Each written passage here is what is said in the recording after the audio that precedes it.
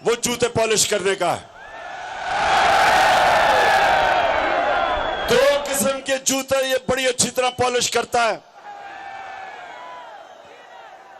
एक इसके सामने बूट आ जाए और वो भी फौजी बूट बड़ी अच्छी तरह पॉलिश करता है। और दूसरा अमेरिकी एम्बेसी से कोई बूट आ जाए वो भी बड़ी अच्छी तरह पॉलिश करता है। तो इसने बूट पॉलिश कर करके आखिर में वहां पहुंचा। तो अब सबसे ज्यादा इसके कौन मजे ले रहा है? वो एक ऐसा आदमी है जिसकी पैसा बीमारी है, जिसका नाम जरदारी है। जरदारी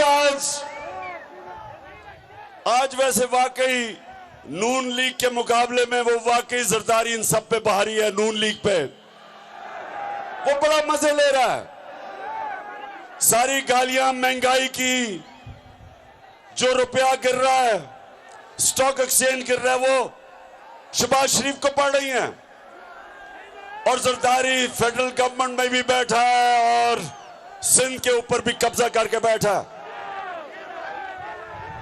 तो कोहाट देखें, एक कुरान में अल्लाह कहता है एक प्लान इंसान बनाता है और दूसरा ऊपर वाला अल्लाह बनाता है, और कामयाब सिर्फ एक होता है। तो इन्होंने बड़ा स्कीम किया था, साजिश की थी, बड़ी मिन्नतें करके, जूते पॉलिश करके, सबने मिलके, थ्री